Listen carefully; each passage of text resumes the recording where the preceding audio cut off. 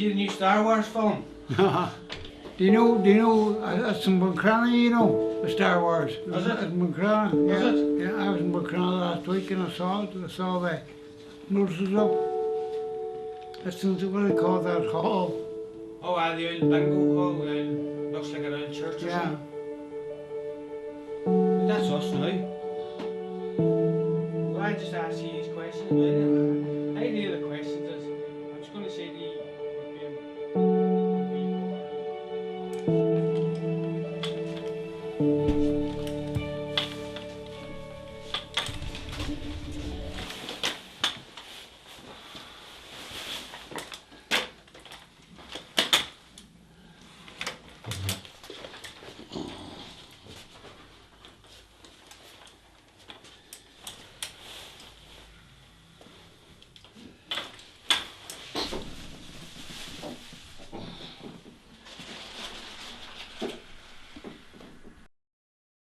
I was born in a post office in a wee place out in the country called Killaloe. And Killaloe was famous for the True Blues. When I left home in the morning, the first place that I met was the Orange Hall, then I met the Bee Hut. But I came into Derry to play football, play soccer, and I first met a lad called Dermy McClellan. He lived at number 7 Wellington Street. And Dermy then became my friend and my pal. And I must say that throughout that period, it was extremely fruitful and a very kind-hearted type of relationship with Dermy McClellan? with Dermy and his mother. His mother was a very simple wee Derry woman, very kind-hearted be it. She later moved to Glenfather Park after Wellington Street was knocked down. But I got to know people like Mickey Harkin, George McCarran, Mickey Lynch. These were all people who played for the football team, Played football, which was a team called Northland Borough. Good team, I was useless. We? Some of them were very good. I must say Dermy was useless too. And the first thing we done, we dropped Dermy from the team at the very first instance. What position did you play? Goalkeeper. Were you any good? Useless. What about Dermy McClellan? What position? Useless. Inside left, but useless. Dermy was in that first match on the 5th of October 1968. All my old pals were in that. Famous one? Yeah. And of course, at that march, Jerry Pitt was also present at that march. I was hit over the head, and Deirdre O'Doherty x-rayed him in Gavin Hospital. That's Finbar's sister. Finbar's sister. Was he badly hurt? His head was knocked in, but I know the man who knocked him in. The man who knocked his head was my next door neighbour, a man called Chief Constable, Head Constable Ballynichol, a real bigot. He says to me, "What are you doing with this pack of opinions, Ivan?" I said to him, "It's for civil rights." He said, "Fuck civil rights." Was he RUC or B He was Specials? RUC, a total bigot. So, what's your first memory of like the first meeting or anything that you got involved with the the civil rights movement? The first meeting that I got involved was in the City Hotel, and an election took place for the Citizens Action Committee. I was elected chairman of the Citizens Action Committee. I suspect the reason for that was because I was Church of Ireland. John Hume was elected vice chairman. And an important thing to note here, there was a man elected at that first meeting called Major Campbell Austin. Austin? But he resigned. He was one of the owners of Austin's at the time. He resigned after about 3 weeks. Why? As I would say that the unions got on, they got on, but they're wasting their time trying to get at me. It was a waste of time. And do you think you were elected because it would seem more cross-community? I was elected first of all for the constituency of Mid Derry, and my election agent at that time was a man called Joe Brawley, and he approached me after that very first march, but I was prepared to stand. So John Hume and I stood as independents. And did you start the Citizens Action Committee, was it? I was just one of the people who was involved who started the Citizens Action Committee. But I'm a founder member of a political party called the SDLP. And the founders of the SDLP were John Hume, Paddy O'Hanlon and Ivan Cooper. The civil rights movement was the most dynamic, challenging movement I've ever belonged to. I'm very proud of my days in the civil rights movement. And whenever I pass on to the next world, if I do pass on, I want to be known as a civil rights leader. I am not interested in being referred to as a politician at all. I just want to be known as a civil rights leader. What were your main demands, from the civil rights movement? What did you Most important demand, one man, one vote. An end to the B specials. An end to political gerrymandering, because the situation in Derry was that the unionist minority controlled the city. They had to be chucked out, so I had to get rid of them. And the leader of the unionist party in Derry at that time was a man called Major Gerald Glover, who was a very, very evil man. He caused the death of his own brother. He was the director of a firm in Derry called Ballantyne's, and his brother was shot dead in Crawford Square, Joey Glover. Those were heady, heady days. The miracle of those days were that I can't ever understand how I was allowed to remain. That doesn't shape me, because I'm known as Cooper of the Lundy. And you know what they do at Lundy? On the 18th of November or 18th of December every year, they burn them. Were you considered a traitor? Oh, traitor, surely. Tell me about your family back, in Killaloe in the early days. Well, the boycotting that went on against my family was simply abhorrent. And I remember my sister and my mother casting their votes for me in the very first election which I contested. And the scowl and the threats at that time were particularly relevant. But one of the things that really annoys me when I think back on it is that I had a brother and a sister buried in Killaloe graveyard, but they warned me if I attempted to bury my father there, they would shoot me. That was a loyalists. Loyalists, ex-B-men. They were bitter against Very what bitter you were against doing. me, yeah.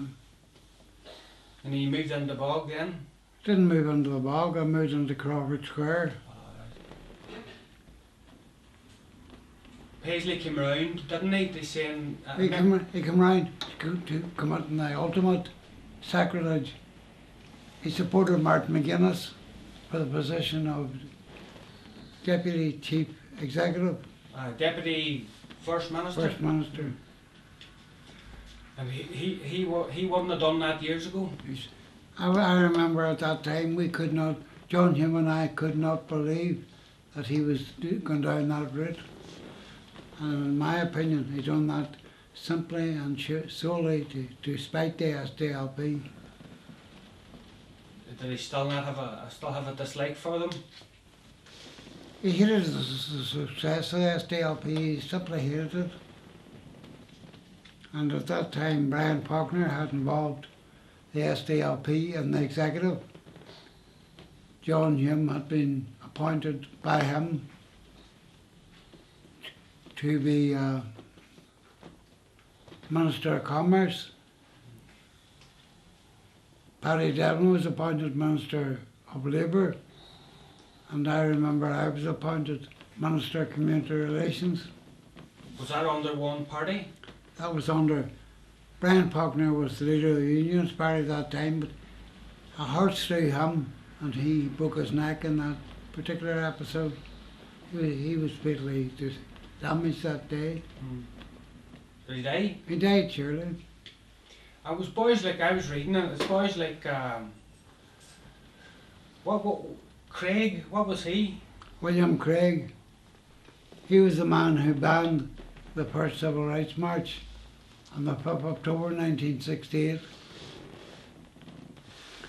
And on the march across the Derry Bridge, which is often referred to, that march, there were thousands of people at that march, and a token breaking of the police barrier was carried out by James Doherty and Micheál Canavan. I remember James Doherty found it difficult to get over the police barrier, but Micheál Canavan, who was a very determined sort of person, he got over first jump. And is that the 5th of October? That was the 18th of November. No, that was after the 5th of October, was it? And that was the big march. But on the 5th of October 1968, the man who took the films that damned the Unionists and damned William Craig was a man called Gay O'Brien, the RTE cameraman. And he did a magnificent task in filming that demonstration. On the 5th? On the 5th, yeah. The police were under command that day of a man called Maharg. Who? Maharg. Maharg. And his deputy was a man called Manjimpsy. And he was not a good person. He was a very, very evil man. What were they up to? They were battling us and water cans and all the rest of it. Where? In Duke Street. Duke Street. Yeah. And did you bring over Labour MPs? Yeah, we did. We brought over Kevin McNamara, Stan Norm and Paul Rose. Why did you bring them over? They first came over in 1969. They all came over during that period. Did they come over to witness what They was come going over on? to witness the discrimination, because the discrimination was rank. And there was bother, terrible bother on Duke Street, as you were There saying. certainly was. The famous individual, Claude Wilton, who was at that march and who, like myself, kicked with the same foot. Claude was a Protestant and a great supporter of civil rights. Did that ever conflict with you? Did you ever think, maybe I should because I'm a Protestant? No, Or did you just think, what's right's right? I got involved in the civil rights movement through my commitment to non-violence and right, and I don't apologise for being a member of the civil rights movement. Is that where the SDLP came from, that non-violent? The SDLP came from the civil rights movement, but the SDLP was founded by John Hume, Paddy O'Hanlon and myself. We were all three civil writers. That came after, did that come in the early 1970s? Civil rights movement came in the early 1970s. The first party conference was held in the Castle Ballroom in Dungiven, which was my constituency. And did you see a big connection between yourselves and the black people's civil rights movement in America? Of course we did. We modelled the whole thing on Martin Luther King, and he of course led the blacks in America to the realisation of their objective too. He was a good man, wasn't he? He was a good man. Bloody Sunday, I got involved in that. And as you know, James Nesbitt played the role of me in that film. That was a brilliant Which film. was a very dynamic film. It was brilliant. And the man, the architect of that film was Paul Greengrass. You see him over there. Won the Golden Bear at Berlin. I was there with Jimmy Nesbitt and James Nesbitt and I walked down to the checkpoint charity in Berlin. But we won the Golden Bear in Berlin for that film, Bloody Sunday. That film has been shown internationally. And in my opinion, was a very good film. It was brilliant. I really enjoyed it. Everybody in the town really enjoyed it. Now, did that not make you feel, but that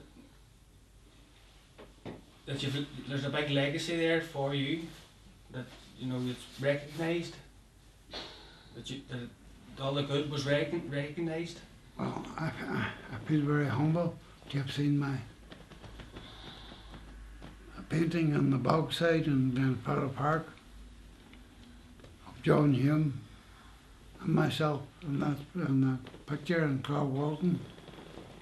Claude was a great man, and in fact the only row I ever had in my life was with John Hume about Claude Walton. I had decided, there was, at that stage there was elections to the Northern Ireland Senate. Claude had already fought the seat on 2 occasions against the Unionists, so I said to John Hume, I want Claude Walton nominated for that position, and I more or less shamed him into supporting Claude. What's the famous line about Claude? Say nothing. Claude the Catholic proud. Say none, do you see Claude? People still say that, even though he's dead. Just listener yet. He was a great man. He played his part in the civil rights movement. But just one more thing now. It's just on reflection. What would you have done differently, you know, at the time? We made many mistakes that day and latter days. But I'm, above everything else, I'm very proud of my involvement in the civil rights movement. And as I've said to you, whatever day I pass on, I want in my headstone to say, Ivan Cooper, civil rights leader. I don't want anything else referred to. Not politician? No, not at all. The legacy the most important legacy of all was, we were responsible for getting one man, one vote. We were responsible for getting an end to the B specials, and we were responsible for ending gerrymandering. That's the legacy.